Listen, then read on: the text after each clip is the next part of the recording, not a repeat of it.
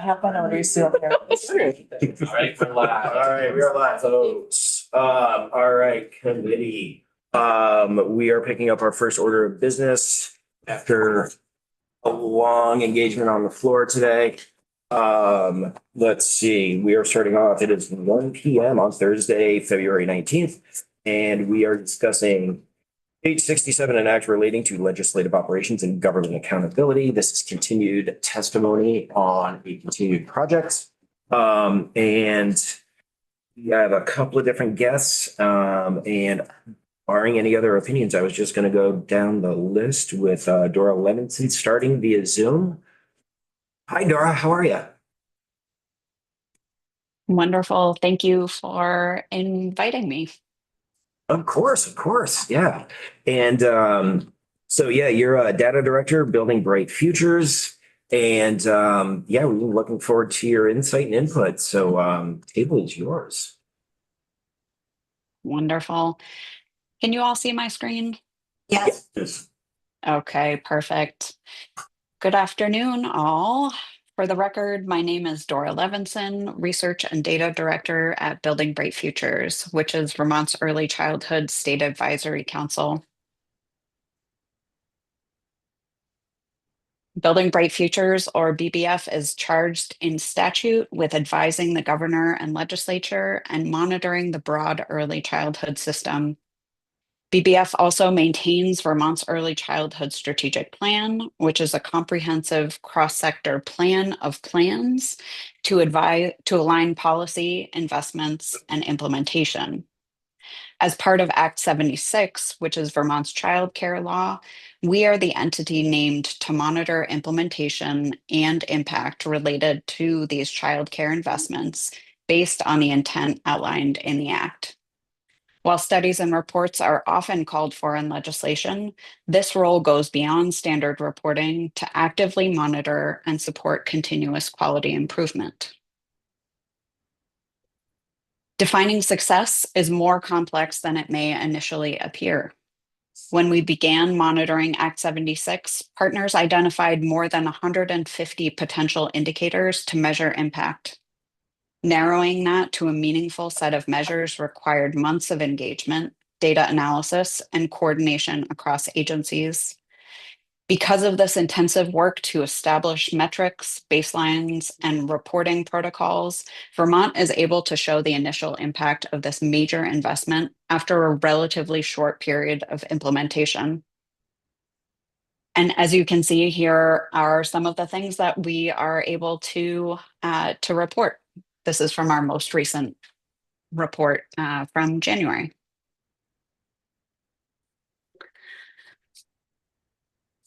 We appreciate the committee's focus on strengthening government accountability, which is in line with Vermont's Early Childhood Strategic Plan and our annual policy recommendations.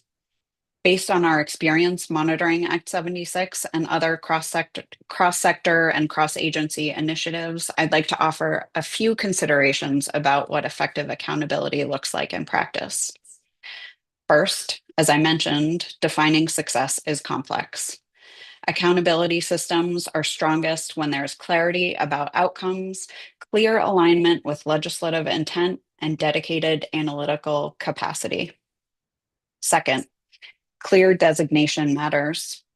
For major laws and investments with significant public impact, accountability works best when responsibility is explicitly named and structurally supported.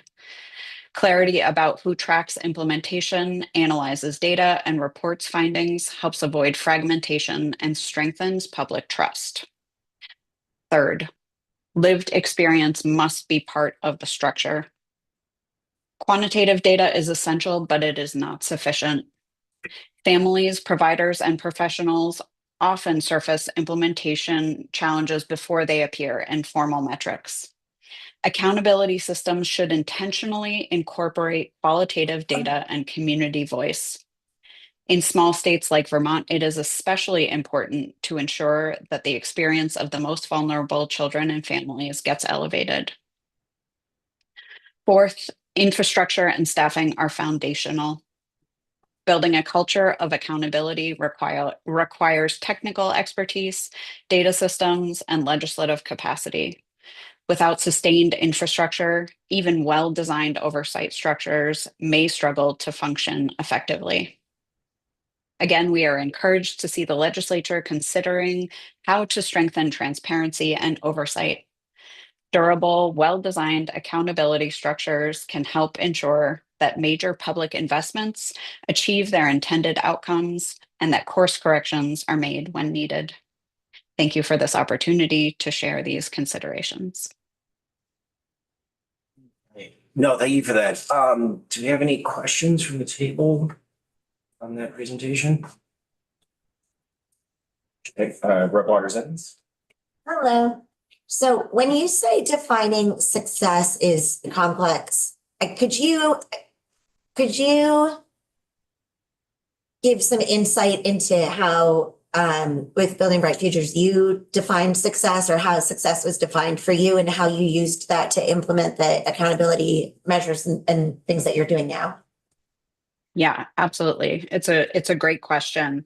And so much of our model, and I think what is based on partnership, and those who are impacted, those who are implementing systems and structures. And so we really went out again. There were 150 measures that were identified. The intent that was outlined at the beginning of Act 76, I think there were 5 broad strokes. We were going to increase affordability, we were going to increase access, et cetera, right? And so these broad aims, what does it mean to increase access, right? What does it mean to improve affordability? For who? By how much? How are we like looking at all of these things? And if it's happening in one part of the state but not in another part, how are we thinking about that? And then once we agree on sort of what we're looking for, then how are we going to measure it? Right? I think you all probably know about some of the significant shortcomings in many of our data systems that are not able to count things the way that we want to be able to count, let alone some of the nuance that is required for the things that we're trying to, for the policies that we're trying to put forth. So it has taken time to be able to we were fortunate with Act 76 to have a data system at the Child Development Division being being designed at the same time and coming online at the same time that Act 76 was. And so being able to inform what we wanted to be able to pull out was really there was a lot of alignment. But really being able to go from community voice, defining what was values-based intent, to make it something that's actually that's measurable and meaningful to those who are in the field, right? And for those who are impacted, who are receiving services or providing services, and then being able to say, like, can we actually count those things? Can we actually see, like, what baselines do we have now, or what systems do we need to put in place to be able to measure those things?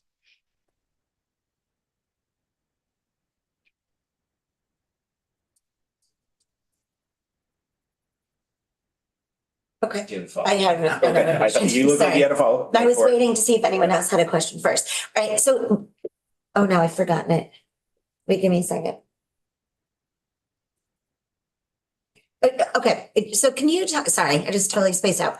Could you talk a little bit about how, can you think of an instance where you've made an adjustment in the way that you're structuring your program, or the work you do on a daily basis, and not just you, but like as a general organization, how having that measurable data and having that accountability built into your structure and the financing for it too. Can you think of examples of how it's helped or maybe not helped? Or how it's informing the way you work now? Yeah. So, I mean, so Building Bright Futures is not doing the actual implementation of Yeah. of childcare financial assistance, but throughout our data collection, our qualitative data collection in particular, as well as some of the sort of researchers that are working on this and some of our other partners. One of the things that came up so prominently, and this is just like one small example, is that there were a lot of people who were frustrated that they had gone through the entire uh, application for financial assistance and thought that they were going to be eligible and found out that they weren't eligible.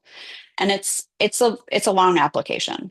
And just in the last couple of days, there's a new screener that has come out. So you can, instead of going through the full application, you can put in some like high level basic information that says you're probably eligible and go through the with all of these caveats. But if you're rather than having to go through the full application and be denied, which is a significant amount of effort that families are having to do. So that's one small example of something that we heard from families, that we heard from eligibility specialists, and were able to share with the child development division, and then they were able to elevate this. There are lots more examples, but that's just one, and it's top of mind because this eligibility screener that people have been asking for just came out, which is really exciting. Right. Thank you. Any other questions from the table?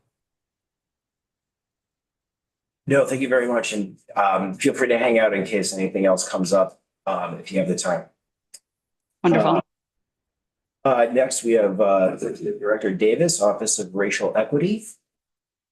Good to see you. Good to see you as well. Thank you very much. Is my volume okay? Yep. Yes.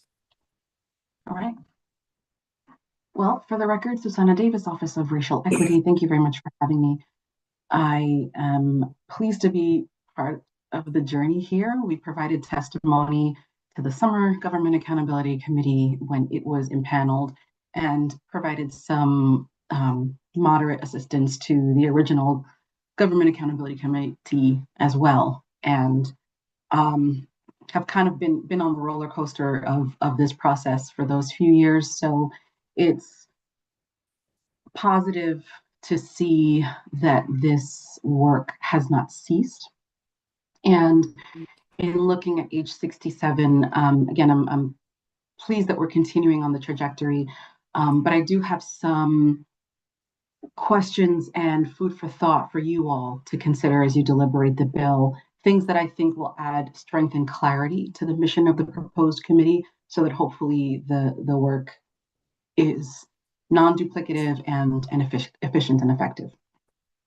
So first of all, I want to lift up pretty much everything that we heard from Dora, and I appreciate particularly a couple of things that she said, including that success and defining success is sometimes tricky depending on whose vantage point you're looking from. And that's one of the first things I wanted to share with you all, is that as I go through the bill, I noticed that there are some terms that I perhaps think I know what they mean, but that in a room of these members of this proposed committee, I can almost guarantee there's going to be differences of opinion on that. One of those terms is the word failure. It discusses the analysis of failures of government and programs. And I want to note for the committee that what constitutes a failure for communities of color is often exactly the way the system was designed to work by people who created it or are implementing it. And so thinking about what it means for something to have failed sometimes is a question of whom are we talking about? And how can we ensure that the perspectives and the material conditions of vulnerable populations are part of that calculus when we scan government activities in search of failures? So I would encourage any kind of clarity, even a series of examples or a set of criteria, perhaps a rubric or something that could be loosely followed in helping to ensure that the calculus about that is not too subjective. The next one is the phrase issues of public concern, which I know came over from the summer process that took place before. And I appreciate that this term includes vulnerable populations in its sub-list of definitions.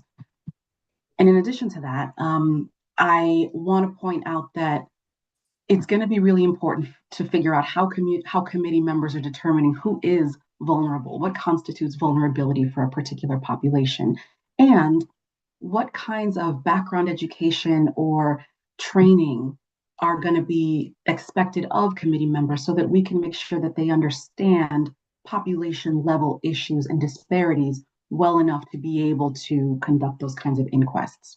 And I don't just mean, hey, let's once a year sit down for 45 minutes with Susanna and talk about implicit bias. Because I can assure you, I love doing the implicit bias training. I love sitting down for 45 minutes to talk to people about everyone's favorite topic, systemic racism. However, for the level of rigor that this bill is seeking, and for the level of rigor that government transparency demands, we want to make sure that the members of that committee really have that broad understanding of how different population groups are going to be impacted, in particular because of the rotating membership of the committee. The next thing that came to mind in reviewing the bill was that I didn't see any mention of impact assessments. You all probably already know, as a matter of fact, you do, because I remember presenting on this to you a couple of years ago. The Office of Racial Equity, in conjunction with the Chief Performance Officer, created an impact assessment tool that's in use by the executive agencies. And what it does effectively is force us to ask ourselves the right questions when we're proposing new budget or policy measures to make sure that we're not creating any unintended harmful disparities. So impact assessment happens in a lot of ways. For example, a new highway project may require environmental impact assessment, or you might have a health impact assessment for another kind of a project. So when we think about impact assessments, it could be of different scope or different nature, but conducting one particularly about the demographic, and in limited cases, of course, geographic, which is tied into that, implications is going to be really important. So inherent in all of this that I'm seeing in the bill is the concept of conducting impact assessments, right? Evaluating the government's work and the resulting outcomes to determine what's the impact of the program, right? At a basic level. One of the crucial ways that we can prevent those failures mentioned and foreseen in the bill is by trying to anticipate those potential failures or disparities on the front end so that we're doing fewer postmortems and more upfront anticipation and making our programs and our policy resilient and intentional.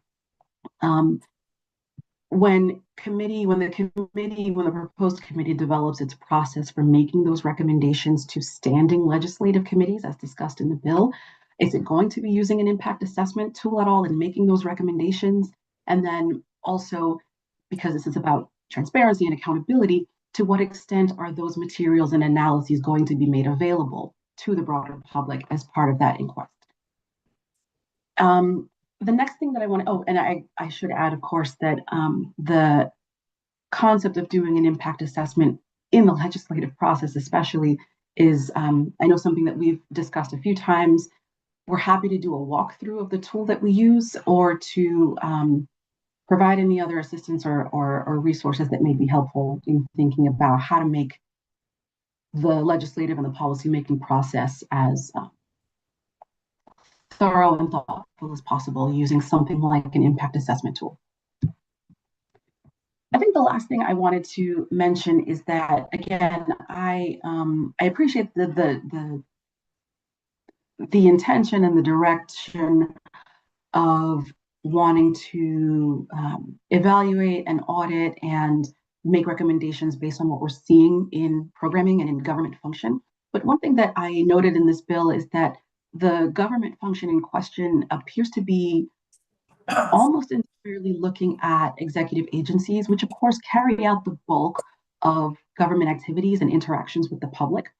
And yet, one of the things that is so challenging for people from historically marginalized groups, and I don't just mean different racial groups, I also mean people living with disabilities, people in different age cohorts, right? One of the things that frustrates and challenges our communities is the appearance of transparency, but only in selective arenas. And so I'm thinking about the whole of government approach that is clearly an intention of this bill. And I'm wondering what existing or planned mechanisms are going to assure the public that they're getting accountability, not just from people executing the laws, but also those creating those laws in the first place. And I note that on page 2, line 12, it seeks to, and I'm going to quote here, determine whether those officials are properly and adequately achieving the policy goals established by the General Assembly, end quote. And I've appreciated, ORE has appreciated over the years a lot of those policy objectives that the legislature has put forth. But also sometimes there are some tremendously misguided pieces of legislation that manage to become law, in our opinion. And if failures or general disappointments or shortcomings result from that, it's worth examining whether it was a product of the execution or a result of the design. And so as it relates to communities of color, we're often told, oh, well, we know that we didn't put equity into the bill in this version, but we'll fix it in January, or they'll fix it in the other chamber, which essentially to us is an open acknowledgement that a committee is getting ready to knowingly pass something that's either not inclusive or inequitable. And from all of the qualitative information that we've received, people of color in Vermont have been burned before by the legislative process enough times that for them, it isn't enough to say to them that this is just going to be another item in the list of transparency measures that we're going to exempt entire branches from. So I would ask the committee to consider that and to consider how we really can push forward a whole of government approach with the whole of government. Those are really my remarks on this one. I don't want to wade into the territory of the auditor's office. I know there's a substantial amount in the bill that's related to that, but he can certainly speak for himself. I welcome any questions or feedback you may have. Thank you. Thank you for that feedback and input. Any questions from the table? You know, and I know Rep. Waters Evans and I have been taking notes on your commentary and feedback, so thank you.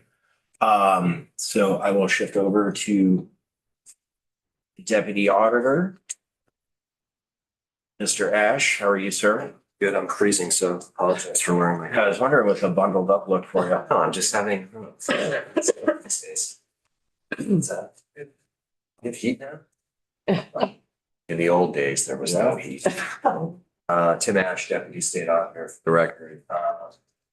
I'm gonna quickly tell you, we just released a newsletter which should show up in your email inboxes. If it hasn't already, it will. It speaks to government sort of accountability and follow through, which was about a law that was passed in 2021, then updated in 2022, requiring that schools test for radon. So that the only requirement was that the schools test. It wasn't that the schools had to necessarily do anything if they found high levels, but they just had to test. But it didn't require anyone to report the information to anyone. And so our office basically just called all the superintendents and said, give us the facility directors for all your schools. So we had almost 300 public schools in that list. And we called them and said, did you test by the deadline, which was June 30th of 2025? And we found that 70% had tested, 30% hadn't followed the law. To me, that's one of those just simple indications of opportunities to think through how to design things in the future such that you don't find yourselves with a public health initiative and 30% of schools either were unaware of it or blew it off or didn't take it as seriously as the other 70%. So anyways, I just say that as a little foundational element about the importance of government accountability and follow through. Susanna's comments, many of them will apply to any version of the drafts that were put forward, but I just want to, I had found the draft 2.2 on the committee website, and so I'm going to be speaking from that. I think that some of the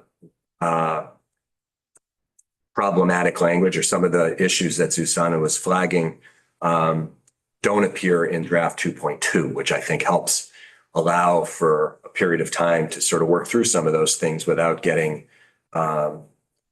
without it requiring a huge amount of wordsmithing at the moment.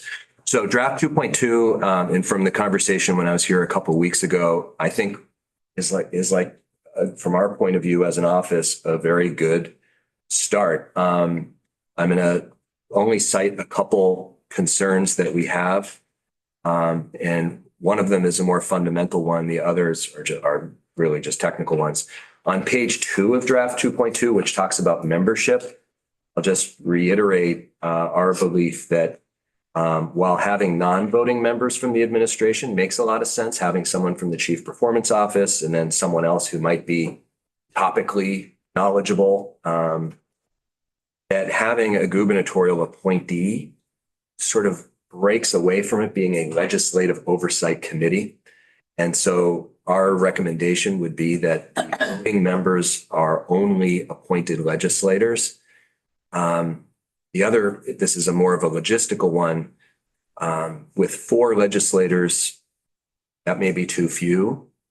6 makes it hard to assure that it will be truly nonpartisan in the sense that you could have 2 from one party, 1 from another, and that might raise some concerns.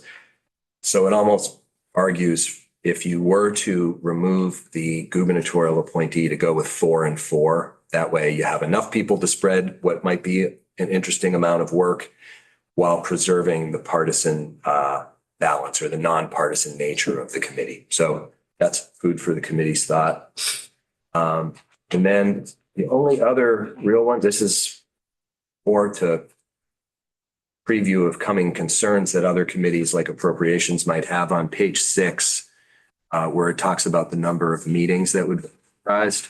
I would suggest you clarify whether those 10 meetings were anticipated per year or ever for the life of the pilot. Because I think some people might say, geez, 20 meetings, like this is turning into a kind of a full-time job for these people.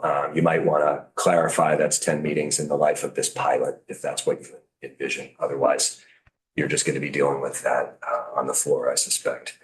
Otherwise, I think that it touches all the kind of key themes and it allows for the time, if it were to pass in this form with kind of an on date of next February, it gives a lot of ramp up time to sort of figure out some of the concerns that were and thoughts that were raised by Dora and Susanna. So, we could all, I think we as an office could go through and nitpick on some of the language, but I think generally speaking, it captures all the right themes. So we applaud this as a step forward. No, thank you so much for being as consistently available with feedback and insight as you've been. It's really been a tremendous help. Any questions for Dr. Okay. There is one typo, which you may just want to clarify what that it means on page 2, line 14. I think there's just an editing issue there. One of the non-voting members, it says 1 member related, comma, who shall have relevant experience. So there'd probably just need to be a little bit of clarity about what was intended there. Understood. So I think it was meant to be someone the governor appoints who knows something about the topics that are generally being considered, but just have to spell it out a little bit. No, I see how your eyes are hitting that. Yep.